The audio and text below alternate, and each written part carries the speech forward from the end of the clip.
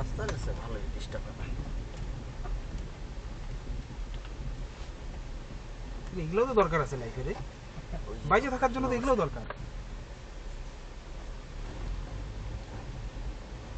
একটা গাড়ি আছে, গাড়িটা যদি শুধু সমান রাস্তাতেই চালাইলাম তাহলে কি লাভ?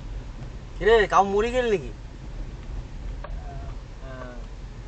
না মনে হয়। হ্যাঁ হ্যাঁ না না না না খড়ি টুকাইতেছে খড়ি টুকাইছে, কাটতেছে খড়ি কাটতেছে। চিতা সাজানো আছে কলা গাছ দিয়া।